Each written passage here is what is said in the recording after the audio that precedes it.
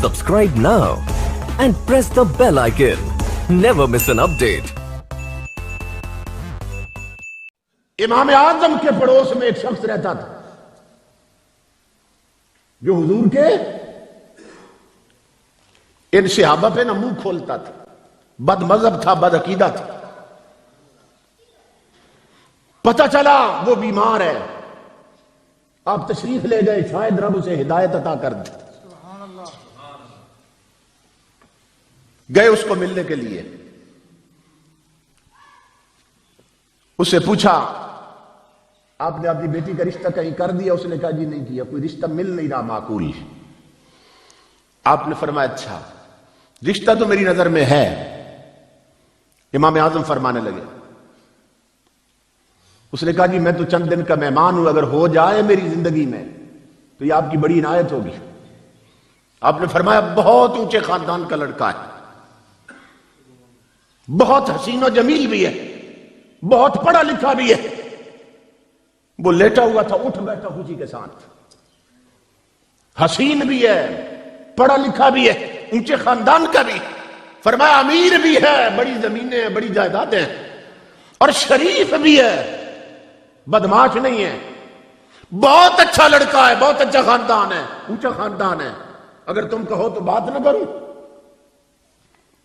اس نے ہاتھ پکڑ لیا، کہنے لگا آپ نے میری دکھتی ہوئی رگ پہ ہاتھ رکھ دیے، میں دنیا سے جانے والا ہوں، بیٹی جوان ہے، اس کا کوئی رشتہ نہیں مل رہا تھا ایسا، آپ نے پڑوسی ہونے کا حق ادا کر دیے، مہربانی کیجیے حضرت جتنا جلدی ہو رشتے کی بات کر لیں۔ آپ نے فرمایا مگر ساری خوبیوں کے باوجود صرف ایک عیب ہے اس میں کہ وہ یہودی ہے۔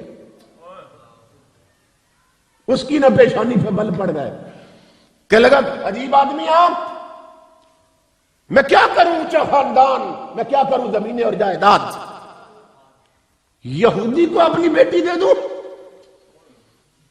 ایک کافر کو اپنی بیٹی دے دوں؟ آپ نے اس کا ہاتھ پکڑا، فرمایا سن یہی سمجھانا چاہتا ہوں، جب تیرے جیسا گنہگار بندہ اپنی بیٹی کا رشتہ کافر کو دینا پسند نہیں کرتا تو علی نے اگر فاروق یہودیوں کی طرح کافر تھے تو بتا اپنی بیٹی رشتے میں کیوں دے دی تھی؟ کیا تیری غیرت علی سے زیادہ غیرت ہے کہ علی نے بیٹی کافر کو دی اور تو نہیں دے سکتا؟ یہ سمجھ آئی آپ کو بات؟ اس کی آنکھوں میں آنسو آ گئے، کہنے لگا آپ نے مرنے سے پہلے میرا ایمان بچا لیا، کلمہ پڑھائیے، میں آج کے بعد اہل سنت والجماعت ہوتا ہوں۔ تاجدار کائنات کے غلاموں، تو کیا رسول اللہ نے اپنی بیٹیاں ویسے دے دی تھی؟ کوئی رشتوں کی کوئی چھان بڑک نہیں کی۔ امام الانبیاء فرماتے ہیں میں نے جہاں بیٹی دی وہ بھی رب کی وحی سے دی، اللہ کا حکم تھا، اور جس کی بیٹی لی اپنے لیے وہ بھی اس کے حکم سے لی۔ تو تاجدار کائنات کے غلاموں، یہ ان ہستیوں کا حال ہے۔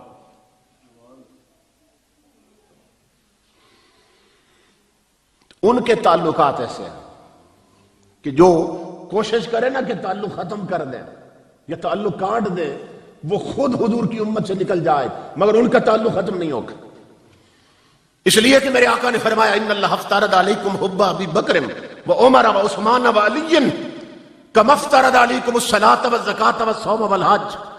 فرمایا میری امت کے لوگوں سنو، پوری امت کو آقا نے فرمایا کہ میرے چار یاروں کی محبت میری امت پہ میرے رب نے اس طرح فرض کر دی ہے جس طرح ان پہ نماز اور زکوٰۃ فرض کر دی ہے، جس طرح حج اور روزہ ان پہ فرض کر دیا۔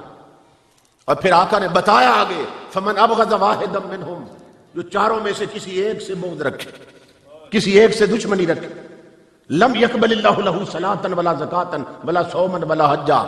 آقا نے فرمایا چار یاروں میں سے کسی ایک سے بغض رکھے، اس کی زندگی بھر کی نمازیں بھی مردود ہیں، حج بھی مردود، زکوٰۃ بھی مردود ہے، روزے بھی مردود۔ ان ہستیوں کا یہ تعارف ہے جو امام الانبیاء